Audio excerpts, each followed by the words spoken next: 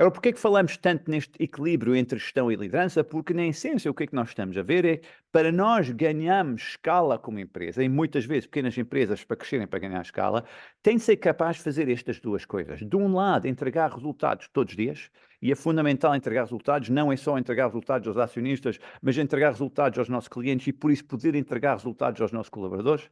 Mas, ao mesmo tempo, ir ajustando o meu modelo de negócio, a minha forma de trabalhar, mudando as coisas no dia a dia, para assegurar que eu continuo a ser relevante e cresço no mercado em que estou inserido. Há pessoas que me dizem, Nadim, eu não posso entregar resultados e mudar ao mesmo tempo. E eu aí sou um bocado cínico e digo, podes, és adulto, e os adultos conseguem fazer duas coisas ao mesmo tempo. Agora, porquê é que eu falo tanto em mudança? Eu falo em mudança porque uma das coisas que nós temos visto nos últimos anos é que, tipicamente, nas empresas portuguesas, entre 2010 e 2020, muita gente está a reportar um aumento significativo no volume de trabalho. Ou seja, as pessoas estão-nos dizer que eles estão a trabalhar cada vez mais. E mais preocupante, estão a dizer um aumento na intensidade do trabalho. Ou seja, não só estou a trabalhar mais horas, mas ao mesmo tempo o que é que está a acontecer é que o stress associado ao trabalho está a disparar.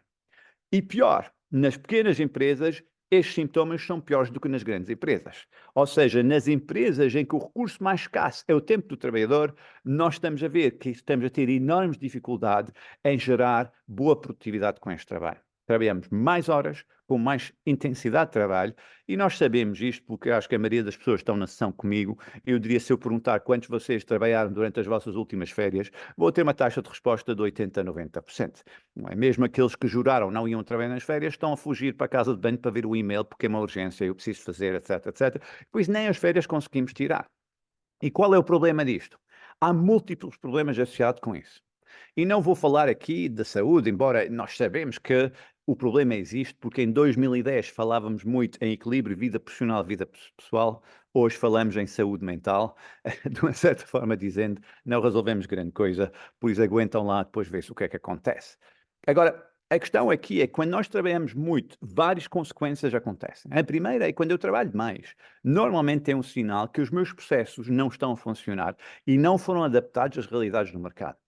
E por isso eu normalmente estou a trabalhar horas a mais para valor mais baixo e por isso a minha produtividade é baixa e isto normalmente gera o quê? Salários mais baixos. E nós sabemos que isto acontece em muitas médias empresas portuguesas em que nós pagamos salários baixos porque tipicamente cada hora de trabalho gera baixo valor e tipicamente eu tenho de lançar muitas horas em cima dos problemas.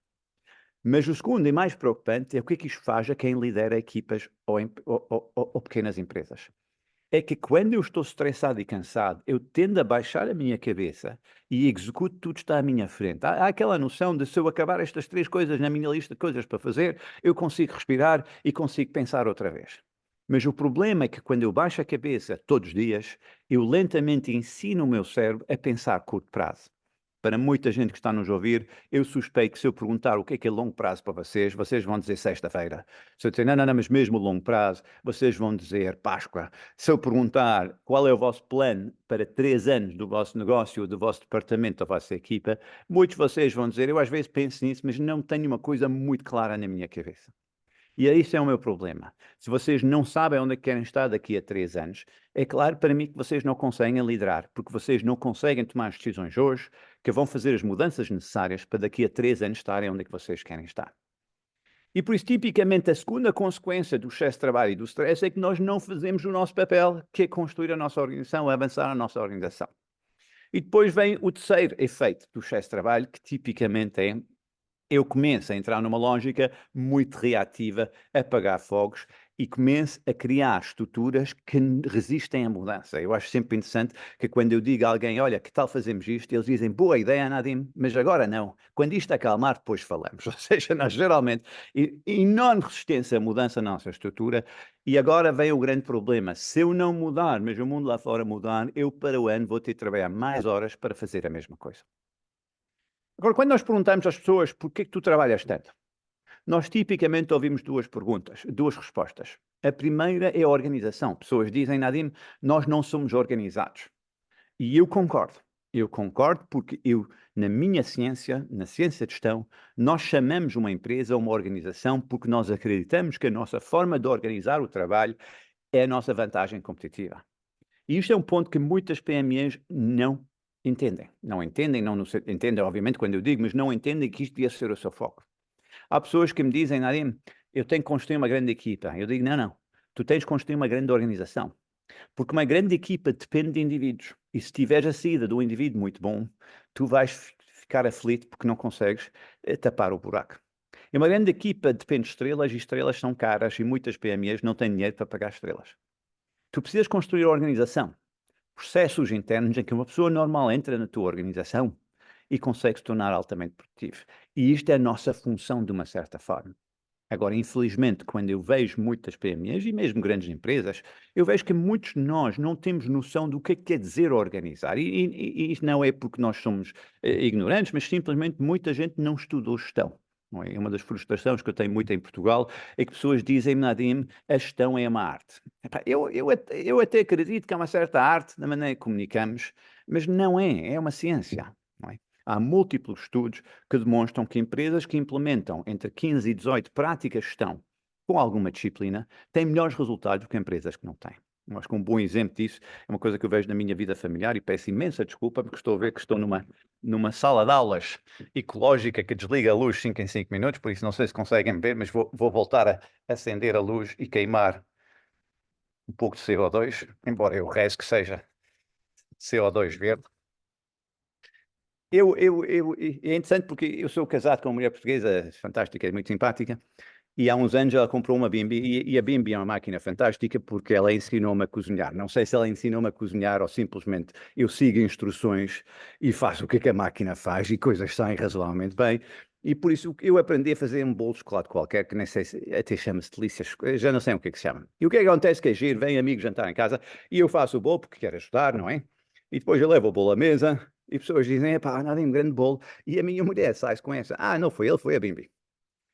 E, obviamente, é quase eu fui de herói para ninguém, porque não foi eu que fiz, não foi a minha inspiração. E eu tenho que parar os meus amigos e dizer o seguinte: olha, vocês querem comer bom bolo? Ou vocês querem que eu arrisque todas as semanas e às vezes é bom, muitas vezes é mau? Eu sou cientista. Se uma receita funciona, eu aplico. Porque o quê? Porque ela é replicada, gera resultados, estes resultados geram dinheiro, este dinheiro permite investimento e este investimento permite mudar as coisas que eu tenho de mudar e assim que as empresas crescem e florescem no mercado. E por isso nós às vezes esquecemos que a base do negócio que nós trabalhamos tem receitas, é uma ciência. E aplicando bem, nós tipicamente conseguimos bons resultados. Resultados excepcionais é quando metemos a liderança em cima, aquela arte que faz mudar as coisas. E por isso, para mim, é muito importante nós percebermos que quando nós gerimos, estamos tipicamente a ser cientistas, estamos a analisar os nossos processos financeiros, estamos a analisar a nossa vantagem competitiva, estamos a analisar onde é que devíamos focar a nossa energia e, com base nisso, estamos a tomar uma série de decisões que ajudam-nos a construir uma organização. E esta organização consegue produzir resultados. Agora, quando eu pergunto às pessoas o que é que queres dizer com organização, isto acontece em pequenas empresas e grandes, muita gente que gera processos, equipas ou produtos começam a descrever uma realidade que, vou ser franco convosco, não tem nada a ver com organização. Porque a organização é a maneira que trabalhamos juntos. E eles dizem coisas que cheiram muito mais a outra palavra que controle. Eu vou controlar coisas. Reparam bem, quando eu sinto uma perda de controle das coisas, quando eu sinto que não controlo os detalhes todos, eu não digo eu sinto perda de controle, eu digo temos de nos organizar. Mas o que é que eu quero dizer é, eu quero voltar a sentir controle. E o que é que acontece? O chamado micromanagement começa a aparecer. O que é que eu faço? Eu aperto controle. Eu começo a dizer a toda a gente, olha, não tomam decisões, fala comigo, põe-me em CC nos e-mails todos, escreve o e-mail, manda para mim, eu corrijo o e-mail, depois mando para ti, depois tu envias para o cliente, coisas que eu já tenho visto em muitas empresas. Isto faz com que a empresa vai destruir a sua produtividade, porque lentamente este controle faz que as pessoas não têm flexibilidade de tomar a decisão e a minha organização não consegue lidar com as coisas que estão a acontecer lá fora. E isto faz com que a produtividade é destruída. Acho que um bom exemplo disso, é um exemplo que eu dou sempre nas minhas aulas, é a marcação de férias em Portugal, que eu acho que é um exercício hilariante de controle que nós fingimos de organização, não é? A lei diz que toda a gente tem que marcar férias até 31 de março, que é muito bonito, mas a realidade é que, para a maioria das empresas, nós não sabemos em março quando é que vamos tirar férias, porque temos 46 projetos em pipeline, 3 clientes que podem entrar, há um fornecedor que pode cair, e por isso eu não sei. Mas quando eu pergunto ao chefe e digo, olha, eu não sei que dias é que vou tirar, o chefe diz o quê? Marca qualquer coisa que depois muda se for preciso, que é ridículo, porque basicamente estamos todos a falsificar férias, fingindo que nada vai mudar. E estamos a fingir que estamos organizados, quando nós não estamos nada organizados, porque vamos ter de mudar férias 6 vezes antes das coisas acabarem. E de facto, tem muitas empresas que não conseguem mudar as férias, pessoas acabam por trabalhar durante as férias. Eu acho que isto é um pouco o processo que nós passamos. E depois, às vezes, quando olhamos para empresas mais progressivas ou mais modernas, que dizem, olha, aqui não há limite de férias e tira os dias que quiseres, avisando os recursos humanos com 3 dias de antecedência, a maioria de nós entra em estado de choque porque perguntamos como é que eles controlam. Eu digo, não controlam, organizam. E isto é um processo que eu acho que todos nós temos que começar a perceber melhor. Que partes do meu negócio eu preciso controlar e vou exercer controle sobre as coisas e que partes do meu negócio preciso organizar, em que eu não preciso controlar, preciso ajudar as outras pessoas a trazer resultados, porque uma PME só se torna média e só se torna grande se ela consegue replicar processo em que outras pessoas envolvem-se e eles começam a fazer as coisas que os fundadores fizeram. E assim crescemos. E agora vem o problema, quando eu organizo com excesso de controle, e eu vejo isto muito em pequenas empresas, os donos tendem a controlar detalhes a mais, eu tenho dificuldade em contratar pessoas válidas, porquê? Porque pessoas válidas não estão confortáveis num mundo cheio de controle e por isso resistem. E por isso eu entro neste ciclo em que pessoas entram e saem, entram e saem, e eu começo a duvidar se eu sei o que é que ando a fazer. E por isso também no curso nós trabalhamos muito este aspecto de como é que eu posso incorporar talento no meu modelo de negócio para fazer crescer o meu negócio. E porquê? Porque quando eu giro com base em controle, eu crio uma organização que não lida bem com mudança. O que é que acontece? Há tantas regras que quando as coisas mudam, a organização não sabe muito bem o que é que fazer, imaginam ter pessoas a tentar mudar as suas férias nas empresas. E isto destrói a capacidade dos líderes de planear. Não sei quantas pessoas aqui fazem listas de coisas para fazer, suspeito um grande número das pessoas, e suspeito que a maioria de vocês não consegue completar a lista. Eu sei que há sempre pessoas que dizem, não, eu consigo. Sim, senhor, há dois tipos. Há aqueles que só põem uma coisa na lista, não é? Acordar. Eles sentem sempre bem porque fazem tique na lista e começam o seu dia. E há outros que, por qualquer motivo, são brutalmente organizados, mas mais importante, trabalham num mundo de pouca mudança. Eles também completam a sua lista. Depois há aquela nova geração, os millennials, ou os Gen Z, como eu gosto de chamar, tem uma lista no telemóvel, outro no computador, tem flags no inbox, tem um livro especial e post-its cor-de-rosa e por tudo isto acaba por também um papelinho colado no ecrã do computador, porque eles são super organizados. A questão é porque que vocês não completam a vossa lista? E a resposta é simples, é porque a vossa lista virou orgânica. Vocês começam segunda-feira com 14 coisas na lista, trabalham 80 horas por semana e acabam a semana com 64 coisas na lista. E vocês perguntam-se, mas o que é que eu fiz desta semana? Eu sei o que é que vocês fizeram, vocês correram para ficar no mesmo sítio. Vocês não fizeram nada de importante. Isto é assustador dizer. E por isso eu já não pergunto às pessoas o que é que fizeste, eu pergunto o que é que mudaste. Porque a realidade é que isto é a minha função. Quando eu estou a trabalhar demais, eu tenho que mudar coisas, porque senão o que é que vai acontecer? Para a semana vou ter de trabalhar o dobro, para a semana a seguir o triplo, e um dia o que é que vai acontecer? Vou desistir do meu negócio e vou parar. E por isso, de uma certa forma, estes são os grandes desafios. E se eu não olhar para o meu negócio de fonte científico, eu vou cair no erro de pensar, eu tenho de agradar ao cliente, eu tenho de fazer isto, eu tenho de fazer isto, e de repente o que é giro ver, giro é irónico, o que é interessante observar, é que muitas PMEs são de facto geridos pelos seus clientes e os fornecedores e não pelos seus próprios gestores, porque nós como gestores reagimos às pessoas, aos stakeholders externos, em vez de nós determinamos o que é que nós queremos fazer e por isso conquistamos o tipo de cliente que se encaixa melhor no nosso negócio e o tipo de fornecedor se encaixa melhor. O Peter Drucker, um guru de gestão que eu admiro, dizia sempre: o objetivo final de uma empresa é criar o tipo de cliente que ela quer. O tipo de cliente que lhe torna rentável é o tipo de cliente com quem ela pode ter uma relação a longo prazo e por isso nós temos de ser muito mais deliberados na nossa forma de trabalhar. E por isso nós organizamos e planeamos, tipicamente, porque para conseguir chegar a um fim que é esta organização que nós visualizamos para daqui a 3 anos. É por isso que normalmente nós precisamos de 3 abordagens para isto. E o curso, de uma certa forma, também trabalha muito este aspecto. Eu acho que nós temos estado a ajustar um pouco o conteúdo do programa nos últimos anos para ajudar a chegar aí. Acho que a primeira pergunta que nós temos de fazer é: qual é a minha capacidade de pensar a longo prazo? Ou seja, onde é que eu quero que o meu negócio esteja daqui a 3 anos? Onde é que eu quero que o meu departamento esteja daqui a 3 anos? Ou a minha equipa, ou eu? O que é que eu quero fazer no processo de 3 anos? Esta visão de 3 anos, utilizamos a palavra visão, alguns utilizaram a palavra missão, mas na nossa linguagem e grande parte deste programa tem a ver com o que é que nós chamamos de pensamento estratégico. É uma análise muito rigorosa e bastante fria de onde é que eu estou hoje, o que é que são as mudanças que estou a ver no meu mercado, o que é que as mudanças que estou a ver na minha organização e, com base nisso, onde é que eu tenho de estar daqui a 3 anos para estar numa posição mais forte. Isto chama-se pensamento estratégico e, de uma certa forma, ajuda-me a definir a minha proposta de valor e ajuda-me a orientar os recursos necessários para esta proposta de valor. Eu agora tenho a minha âncora, alguns dizem farol, em que eu sei onde é que eu quero acabar. Porque depois vem a segunda pergunta. Com base nesta visão estratégica, a minha proposta de valor, como é que vou extrair valor? Como é que vou tirar dinheiro para pôr na minha conta bancária? Porque, na essência, como eu tenho de dizer aos meus alunos mais novos, há uma coisa que uma empresa precisa para continuar viva, que é dinheiro na conta bancária. E aí, tipicamente, o que é que eu tenho de fazer? Como é que vou capturar o valor? E aí nós normalmente começamos a trabalhar o que é que nós chamamos um modelo de negócio, o business model. Tipicamente, uma empresa escolhe onde é que quer concorrer, escolhe que recursos é que ela precisa para concorrer, mas tem de escolher uma terceira coisa: qual é o modelo de negócio que eu vou utilizar para tirar valor do meu mercado. E aí nós trabalhamos os modelos de negócios e tem sido interessante porque durante o processo e o programa desta pós-graduação, os alunos são desafiados a trabalhar em grupo num desafio que tipicamente envolve a empresa de um deles. E por isso os outros colegas tornam-se consultores desta pessoa, em que o objetivo que perguntamos é muito simples. O que é que será preciso para vocês duplicarem a faturação da vossa empresa em 3 anos?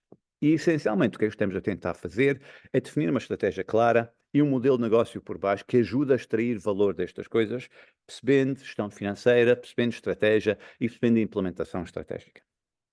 E depois a terceira pergunta. Eu já tenho uma proposta de valor a longo prazo chamada estratégia, eu tenho um modelo de negócio e a terceira é como é que vou alinhar pessoas e recrutar pessoas para integrar neste processo. Eu acho que a parte mais difícil nas empresas é recrutar e integrar pessoas válidas. Porquê? Porque nós normalmente recrutamos talento e talento é potencial. Eu gosto de dizer às pessoas, o objetivo de uma empresa é converter potencial em cash flow, não é? Ou seja, eu tenho que pegar este potencial, etc. E o que é que as pessoas precisam? Precisam de uma ideia muito clara onde é que nós estamos a ir e uma ideia muito clara como é que estamos a extrair valor. E pessoas precisam de organização para poderem começar a se tornar produtivas.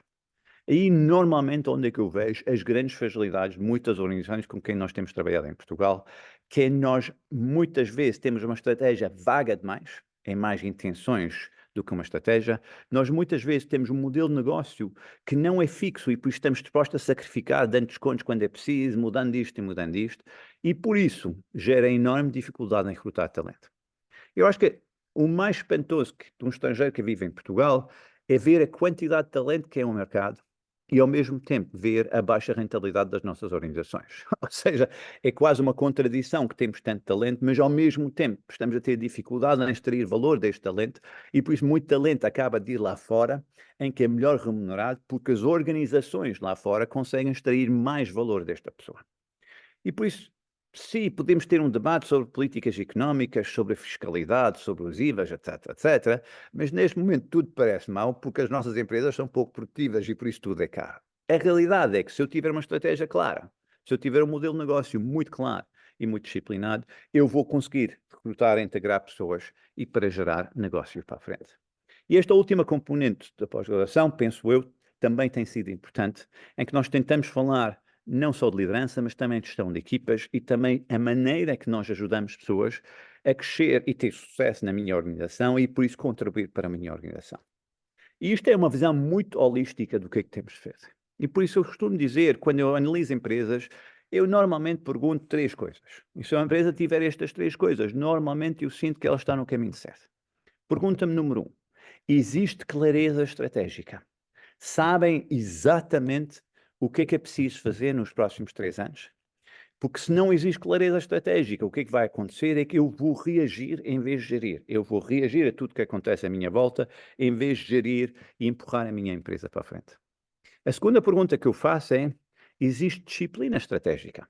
Ou seja, eu decidi fazer aquilo e por isso é isso que eu vou fazer. Isto é uma área que nós normalmente não fazemos bem. Os portugueses e os latinos em geral gostam de trabalhar muito. Eu diria que gostam menos de trabalhar com disciplina, porque especialmente numa PME, eu digo que sou empreendedor e por isso eu não preciso ser disciplinado porque estou a ser empreendedor. Isto não é o conceito de empreendedorismo, ok? Eu tenho de ser disciplinado. Se eu comprometi a chegar a este ponto, eu tenho de focar as minhas energias nisto. É sempre interessante ver em muitas empresas, grandes e pequenas, a apresentação de planos de ciclo ou planos de vendas, etc, etc, em que uma equipa senta-se comigo e diz, olha, nós temos 46 iniciativas em PowerPoints e muitas ideias. E eu tenho de ser a única pessoa chata na sala e fazer a pergunta chata que é, vocês o ano passado tiveram sem tempo para fazer nada. Agora acrescentaram 46 coisas novas. O que é que vocês vão parar de fazer para isto resultar? E normalmente chega-se à conclusão que nada. Nós achamos que simplesmente lutando todos os dias devemos fazer o nosso trabalho. Mas nós esquecemos uma coisa crítica. Eu preciso de disciplina estratégica porque o recurso mais escasso nas empresas, o recurso mais escasso nas pequenas empresas, ainda mais escasso, é o tempo. É o tempo. E por isso eu tenho de fazer a pergunta continuamente como é que estou a alocar o tempo. Pessoas dizem, por exemplo, na saúde, não há uma falta de médicos. Eu digo, não, há falta de horas médicas. Tipicamente a saúde é a alocação de horas médicas a necessidades médicas, é isso. E por isso temos falta de horas. E isto não quer dizer que há falta de médicos. Pode ser que temos as horas erradas nos sítios errados a serem utilizados de forma errada. É completamente diferente do que dizer que há falta de médicos, porque se há falta de médicos, então temos um problema, porque temos mais 50% de médicos no mercado hoje do que há 20 anos. Mas, no entanto, o que parece estar a acontecer é que a forma em que estamos a alocar as suas horas é de forma errada. Porque quando nós olhamos para a rentabilidade das empresas e perguntamos como é que a empresa melhora resultados, a resposta mais frequente e correta é ela pode aumentar receitas ou ela pode baixar custos. Os mais agressivos dizem ela pode aumentar receitas e baixar custos. Eu digo concordo. Mas há um problema nesta frase. Não fala do meu recurso mais escasso. E o meu recurso mais escasso é tempo. E mesmo pessoas dizem, não, o meu recurso mais escasso é pessoas. Eu digo que pessoas são basicamente um leasing de 8 horas por dia, por isso é tempo. E quando eu pego em receitas e custos e coloco tempo como limitações, eu tipicamente tenho um conceito de economia chamado produtividade, que na essência é o que é que estás a produzir por hora e o que é que estás a custar por hora, e assim que eu tomo decisões. O exemplo que eu dou na minha aula é da minha sogra, coitada já falecida, que era uma pessoa que cresceu no 25 de Abril, e típico das pessoas que cresceram em crises, era uma senhora frugal e poupadinha, que é o clássico. E por isso nós víamos a um restaurante, e no restaurante muitas vezes ela bebia café no final, e ela não bebe açúcar no café, e por isso pegava no pacote de açúcar, metia na mala, e depois ela dizia, isto é para o bolo, e levava o açúcar para casa, tinha uma tigela de pacotes de açúcar na cozinha, para o bolo, não é? E eu tive dificuldade em ver aquele, porque eu dizia sempre, isto não é ser poupado, isto não é ser frugal. Porque se eu juntar a dimensão tempo a este problema, vocês vou tentar explicar. Se eu quiser fazer um bolo com 1 quilo de açúcar, eu vou ter de abrir pacotes de açúcar de 1 quilo. E só para vocês saberem, entre 1 e 3 gramas por pacote. E por isso, normalmente, vai-me levar meia hora de trabalho abrir pacotes de açúcar. Okay? Por isso, mesmo com matéria-prima de borla, eu vou ter de investir meia hora de trabalho. E, como devem saber, que vocês são todas pessoas muito sábias, 1 quilo de açúcar custa em média 1 euro, e por isso eu essencialmente estou a trabalhar por 2 euros a hora. E não é preciso ser um gênio para perceber que isto é um salário muito baixo. Enquanto estou a fazer isto, a minha sogra está a pagar outra senhora 10 euros a hora para engomar roupa. Se a minha sogra quisesse ser poupadinha, ela engomava a roupa e comprava açúcar. Estão a ver? Eu acho que isto é o problema em muitas empresas, especialmente em muitas PMEs, em que nós gastamos horas a fazer coisas de baixo valor acrescentado, em vez de dedicar horas para coisas de muito valor acrescentado. Eu acho que isto são exemplos clássicos de como é que nós temos a ter a disciplina estratégica de dizer este tipo de cliente não vou servir. E quando este cliente entra no meu negócio, vou-lhe dizer, olha, isto que vou-te dar e não vou gastar mais tempo contigo, porque honestamente não vale a pena. Não é? Eu já fiz trabalhos com mediadores de seguros e choca-me ver a quantidade de mediadores de seguros que têm clientes com um produto. Ou seja, o cliente rende para eles 20 ou 30 euros em comissões durante o ano. E, no entanto, estão dispostos a gastar 4, 5 horas a falar com o cliente. E vemos ser honesto, isto dá um valor hora bruto de 4 euros. Depois salário, segurança social e IRS, eles estão a ganhar 1,70 € por hora. Parabéns. Se isto é a maneira de construir rentabilidade, eu não sei o que é que fazer. E eles dizem, mas o que é que devia fazer com este cliente? Ele é leal. Eu digo, este cliente não é leal. este cliente é preguiçoso, só porque ele cobra todos os anos. Não quer dizer que ele é leal, porque tipicamente numa família de 35 para 55 anos com 3 putos, nós estamos a falar de uma carteira de seguros de 8 seguros. Seguros de saúde, seguro de casa, 2 carros, etc, etc, seguro de vida, uns conta-poupanças, etc, etc. Se ele tem um em 8 contigo, ele não é leal. Ele é leal a outro sítio, em que ele tem 7 dos 8. E por isso o teu negócio está a sofrer, porque tu não estás a alocar bem as tuas horas. E se eu tiver esta clareza estratégica, esta disciplina estratégica, o que tende a acontecer é que eu começo a ter resultados. E ao ter estes resultados, cria espaço e folga financeira para começar a trazer pessoas para o meu negócio. As chamadas contratações. E estou a contratar pessoas para quê? Estou a contratar pessoas para me libertar a mim. E por isso eu tenho de replicar os meus processos neles. E esta é a fase, normalmente, em que nós sofremos mais. Porque eu tenho que construir processos rigorosos que permitam a estas pessoas me substituírem. E ao me substituírem, eu consigo me libertar para outras coisas. E de repente, coisas como cultura organizacional começam a tornar-se críticas. Pessoas perguntam-me o que é cultura organizacional? Eu acho que cultura, na essência, quer dizer a forma em que fazemos as coisas por aqui. Então, porquê que a cultura é importante? A cultura é importante porque ela poupa tempo. Vou voltar a dizer. Vou-vos dar um exemplo. Imaginam que eu vou organizar um jantar de Natal com 5 portugueses em Londres. É provável que vai ser razoavelmente rápido. Porquê? Porque toda a gente sabe que vai envolver bacalhau e couve, e por isso, de uma certa forma, vai ser razoavelmente rápido. Partilhamos cultura, é rápido. Agora imagina um jantar de Natal com um espanhol, um irlandês, um americano, um brasileiro. Tipicamente, vamos precisar de muito mais reuniões, porque temos aquela falta de ligação cultural e por isso precisamos de mais tempo para fazer as coisas. Por isso nós normalmente construímos cultura organizacional porque torna-nos mais rápidos, toda a gente sabe, não é preciso falar, avançamos depressa, etc. Eu digo sempre, a cultura acaba por ser a linguagem secreta da organização, em que toda a gente sabe, por isso não é preciso ter reuniões, toda a gente sabe e por isso avançamos. Eu acho que há sempre um exemplo engraçado da cultura portuguesa. Eu tive que explicar aos meus amigos, levou muito tempo a perceber e tive de dizer isto a um amigo meu americano, dizer, olha, cuidado, porque os portugueses não gostam de dizer não.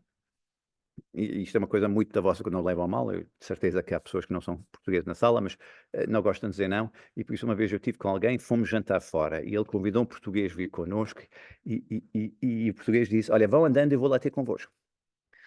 E nós chegamos ao restaurante, e obviamente o americano não queria pedir, porque estávamos ainda à espera do português, eu tive de dizer, ele não vem. Ele disse, vão andando, vou ter convosco, porque ele não quer te insultar, dizendo, não, não vem. E por isso temos de ter cuidado nestas coisas. Acho que isto faz parte da cultura e permite às pessoas perceberem pressa e avançar. Numa organização, muitas vezes temos que construir a nossa própria cultura. Ou seja, aceitamos, temos cultura de país, mas o que é que nós vimos? Quando vocês olharem para uma Europa, ela tem cultura própria. Se bebe da cultura nacional, mas ela tem a cultura própria. E o que é esta cultura? É a maneira que fazemos as coisas por aqui. E qual é uma das principais influenciadoras da nossa percepção de cultura? É o comportamento do nosso chefe. Na realidade, se o nosso chefe chega tarde a todas as reuniões, vocês rapidamente vão chegar tarde a todas as reuniões e quando contratam uma pessoa nova que diz, olha, estamos atrasados, vocês dizem, não, não te preocupes, isto é normal, é assim que as coisas funcionam por aqui. E por isso a cultura tem este lado em que ela pode ser brutalmente positiva para nós, porque em curto tempo ajuda-nos a ser mais efetivos, mas para isso o nosso comportamento influencia a cultura. E conseguem ver, se eu juntar uma empresa em que um dos meus líderes tem uma visão muito clara de onde é que temos de ir e demonstra enorme disciplina sobre lá chegar, rapidamente a cultura da empresa vai ser replicada nas pessoas que vão agir da mesma forma.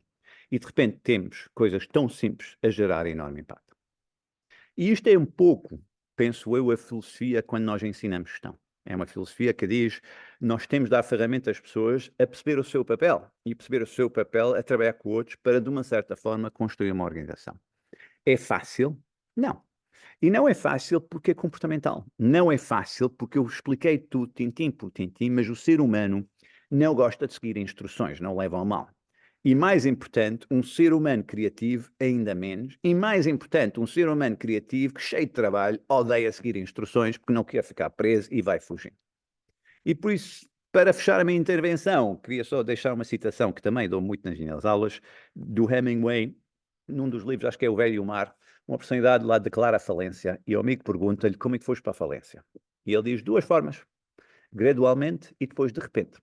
Eu adoro a frase, porque quem conhece pessoas que faliram ou perderam tudo, nós todos sabemos que a maioria deles perdeu tudo porque eles gradualmente fizeram coisas estúpidas e um dia de repente houve uma crise e perderam tudo. Eu acho que o oposto do espelho são as pessoas de sucesso. E eu tenho tido o privilégio de trabalhar com muita gente em Portugal que construiu empresas fantásticas. E quando eu pergunto a estas pessoas por que tiveste sucesso, nenhum deles diz foi uma coisa repentina. Todos dizem a mesma coisa. Não foi nada de especial. Começamos todos os dias a fazer as coisas certas, com disciplina, gradualmente, dia após dia, e um dia, de repente, os resultados começaram a aparecer. Eu acho que esta é a parte mais difícil de gerir. E vê-se muito em empresas familiares, em que geração após geração não faz nada de revolucionário, mas simplesmente trabalha com disciplina e gradualmente. E um dia os resultados aparecem. E é difícil porquê? Porque retira aquele lado heroísmo que nós procuramos nos grandes gestores. Pessoas querem sempre dizer, um gestor é herói. Não, um gestor é uma pessoa que trabalha bem, trabalha com disciplina, dia após dia, e por isso constrói uma cultura fantástica. E quem o admira, admira-o pela jornada toda e não pelas ideias únicas. Eu acho que isto é o grande desafio de gestão, é que temos de ser pessoas normais, que criam organizações fantásticas, e não pessoas fantásticas que lutam para ter organizações normais. Isaura, da minha parte é tudo. Não sei se há perguntas ou não, não estive a ver o Q&A e coisas dessas, mas estou Muito obviamente a ver. obrigada. Sim, sim, os Q&As, temos aqui algumas questões, sim, mas antes de irmos para as questões, eu quero novamente agradecer a todas as pessoas que estão aqui. Temos aqui pessoas que estão a assistir de vários pontos do país e também do estrangeiro. Temos aqui questões que já vamos lê-las, mas eu gostava, antes de prosseguirmos para as questões, e estamos aqui quase portanto, na reta final deste momento especial aqui no webinar, e gostava só de fazer aqui uma observação. Estes temas eu ficaria aqui. Eu que não percebo nada de gestão, e que não tenho uma empresa para gerir, ficaria horas a ouvir aqui o professor Nadim falar sobre os temas. E portanto o meu convite é que as pessoas que estão aqui, se quiserem, obviamente, conhecer esta pós-graduação que estamos em inscrições abertas neste momento, onde podem aprender sobre tudo isto que foi aqui falado e muito mais, não é? Porque foi bastante resumidinho, mas acho que tocou aqui pontos fulcrais. Quero também fazer um agradecimento especial ao nosso patrocinador deste ano, que ainda não tínhamos revelado, mas eu vou fazer um agradecimento especial à Gel Peixe, que é a nossa patrocinadora, e portanto, para esta pós-graduação poder acontecer nas condições em que acontece para todos os inscritos, nós agradecemos muito sempre o apoio que temos destas empresas e, portanto, é mesmo muito importante nós fazermos esta menção para que as pessoas percebam, e neste caso os gestores que estão por aqui percebam como é que nós também fazemos a gestão deste lado e portanto, e quão importante é termos estes apoios, obviamente. Então, se calhar agora avançamos para as questões. Temos aqui logo de início, foram postas aqui algumas questões. Eu vou mencionar aqui António Jorge Menezes, que logo no início do webinar colocou aqui algumas questões. Eu passo a ler, que é mais fácil para mim. Então, como agilizar a organização e inovação social, tendo em conta GRC e ESG? Que questões?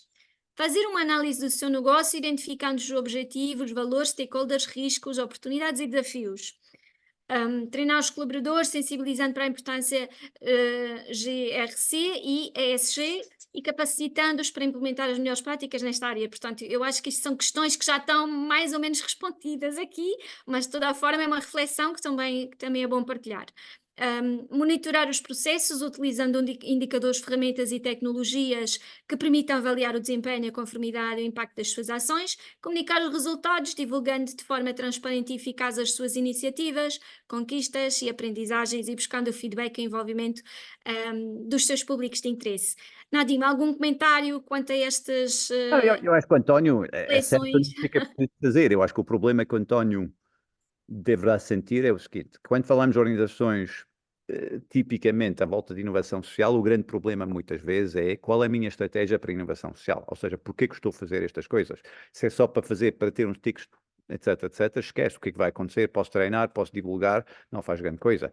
Eu tenho de incorporar isto na minha estratégia para as pessoas verem que isto vai acrescentar valor à carreira deles e também à minha organização, e isto não é tão claro. Okay? Monitorizar, sim senhora, não há problema, etc, etc, indicadores, não há problemas, mais uma vez, porque é que eu estou a fazer as coisas? E muitas vezes o que é que eu sinto é que nós fazemos porque achamos que vai ser bom, não é? Pessoas, se fores um bom líder, se fores simpático, pessoas vão gostar. Pessoas dizem, se os trabalhadores estiverem felizes, a empresa tem bons resultados. Não, não é tão linear. E se queres trabalhadores felizes, não é preciso nomear um Chief Happiness Officer. Tenta simplesmente pagar os salários decentes e dar os empregos decentes e depois vemos o que acontece. Eu acho que às vezes temos de ter cuidado. António, tudo que está a dizer está certo, mas com poucos recursos, a questão é onde é que eu devia focar a minha energia, e para mim, tipicamente, é muito mais olhar para trás, a dizer porque é que a ESG é crítica para mim, em que áreas é que é crítica para mim. Pode ser do ponto de vista de conquistar clientes críticos para mim que estão dispostos a pagar mais, pode ser simplesmente porque a nossa missão ajuda-nos a chegar a um certo parte da população, pode ser que nos ajude a contratar as pessoas certas, eu não sei, mas se eu não sei qual é esta estratégia, é mais trabalho on top of e tipicamente ela vai sofrer. E eu sei que isto é uma resposta limitada, mas e respeitava mais tendo em conta a dimensão da pergunta.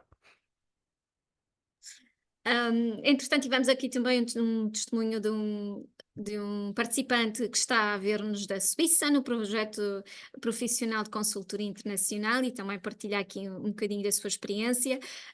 No entanto, eu vou avançar aqui para questões, que eu sei que aqui em baixo estão algumas questões.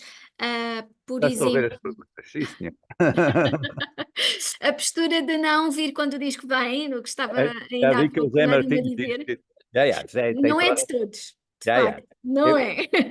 E eu Não acho é. que há alguma mudança já nos últimos anos, já há bastante mudança e temos vindo a aprender justamente, e talvez com alguma formação, e quando digo aqui formação também é um bocadinho a tocar na educação, que temos vindo a ter nos últimos anos, talvez a cultura tenha Não é mudado esse um o bocadinho. problema. Vocês Não é não. esse o problema. Então qual, Não. qual O será o problema é que problema? vocês têm o chamado fogos para apagar, que estragam tudo, não é? Tipicamente o Claro. que é que acontece? Eu aceito coisas porque eu sinto que tenho a aceitar, depois o mundo explode à minha volta e depois eu vou desistindo das coisas durante a semana. Vamos ser honestos. Pá, Zé, eu concordo consigo, não é só os portugueses, e está a mudar, mas a realidade é que em Portugal, quando eu organizo uma conferência e tem 150 inscritos, se eu tiver sorte aparecem 75. E eu sei que os 75 que não apareceram tinham todas as intenções de aparecer no início da semana, mas o Claro. problema é que depois há um fogo, depois há uma crise, depois há uma emergência, etc, etc. Uhum. Nós vamos desistindo. E por isso o meu ponto é isso.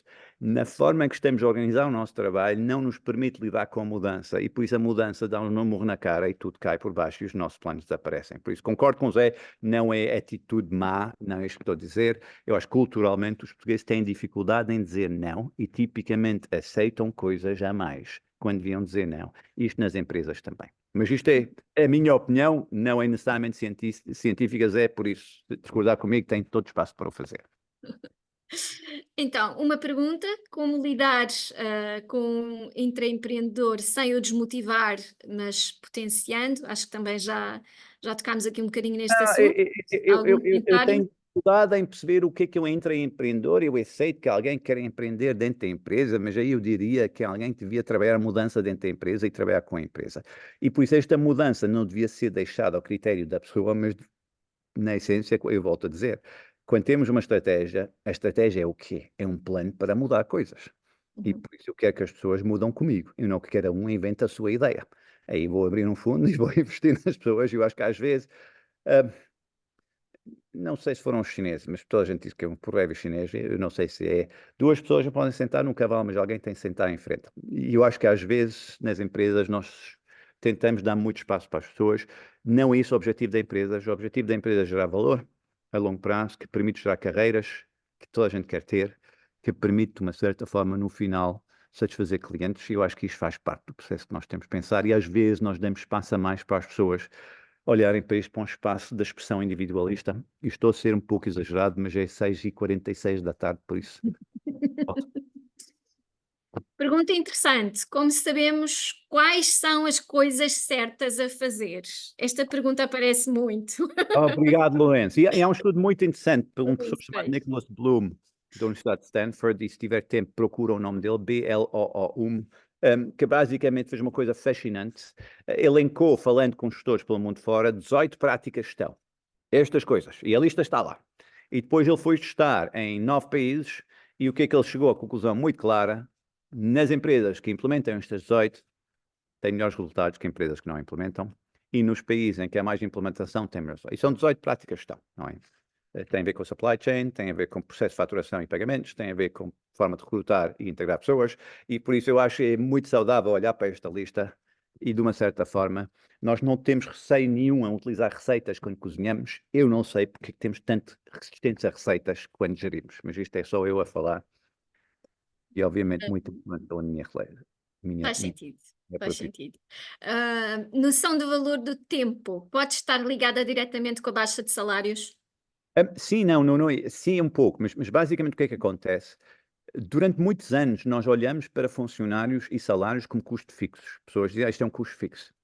E implicitamente, não explicitamente e não intelectualmente, mas implicitamente, começamos a pensar que o tempo dos nossos trabalhadores ele é ilimitado. Não é daquelas coisas, vou-te encher com coisas e depois, pá, quando não puderes mais, grita lá.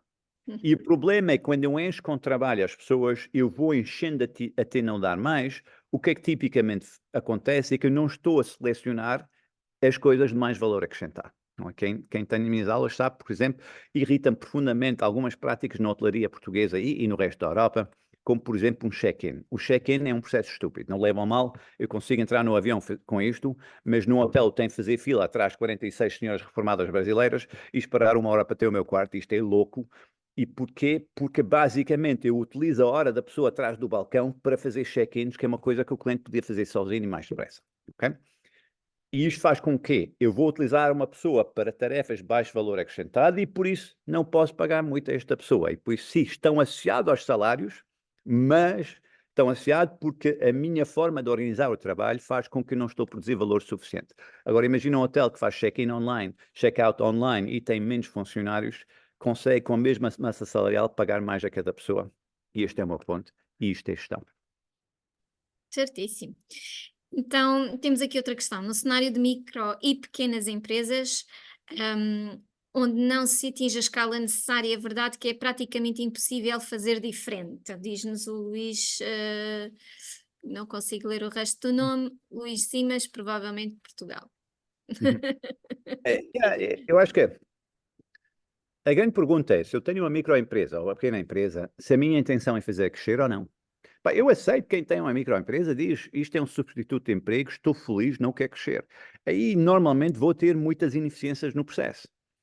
Mas se eu quero crescer o meu negócio, então, o estado micro é temporário. E eu tenho que começar a fazer coisas para crescer. E eu acho que isto é o grande problema. Muita gente lança-se no negócio próprio para crescer e depois, 10 anos depois, chega à conclusão que ainda são micro. E aí é um substituto de emprego. E aqui, Luís, e vou ter cuidado como é que eu digo isso, mas se alguém está à procura de emprego e lança um negócio para substituir o emprego, é melhor este negócio dar 5 a 10 vezes mais do que o salário, porque vai dar 5 a 10 vezes mais dor de cabeça. E por isso, se estou numa microempresa minha para receber a mesma coisa do que trabalhasse numa empresa, então fecha a empresa e vai para outro sítio, porque honestamente, Uhum. ou crescemos ou vamos entrar em stress. E tentar ser positivo aqui. Claro. Então, temos muitas pessoas a dar aqui os parabéns, ah, e aqui uma reflexão de Francisco Nóbrega a dizer que deviam ser obrigatórias para gestor provavelmente estes webinars, estas formações e, no fundo, também falarmos sobre isto, não é? E agradecerem também por estarmos aqui a fazer este webinar, dar os parabéns, sempre aqui a darem, enfim, o seu testemunho também. Um, e a darem também aqui, por fim, Ana Viçoso também da Academia de de formação a dizer que gostou muito da apresentação e que é muito objetiva. Ok. Eu creio que ela queria colocar aqui uma questão, mas eu não consigo ver o resto da pergunta. Portanto, o problema que vê com frequência e depois ficou-nos aqui por responder. De toda a forma, caso não haja mais. O problema é que vejo com frequência gestores e diretores com falta de capacidade de autoanálise e depois nada muda. Isto é assim? Eu acho que nós temos de ter cuidado de não culpar o indivíduo, que é uma tendência do fazer. Há Uhum. muita gente que nunca aprendeu formalmente a gerir, e eu acho que isto é natural. Vocês são um país, como muitos países na Europa, em que tipicamente nós no passado ou não estudávamos gestão, ou estudávamos engenharia, ou fizemos outras coisas, e caímos quase no negócio, não é? E fomos caindo. Muito instintivos, e isto resultava bem quando a empresa é pequena, mas quando começamos a crescer, precisamos ter a humildade e voltar a aprender, e eu acho que esta é a parte mais difícil, não é? Esta noção de passar isto para eu acho que a autoanálise, a crítica, Ana, eu concordo consigo, o que é que os ingleses chamam self-reflectiveness, olhar para mim próprio e dizer, ok, eu posso beneficiar um pouco do processo de aprendizagem, não é fácil, e eu acho que isto é um desafio enorme para a gestão, e eu acho que é ainda mais difícil porque simplesmente um gestor tem que ter uma certa confiança, porque gera tanta crise todos os dias, e às vezes esta mesma confiança torna difícil fazer esta autocrítica. Ponto muito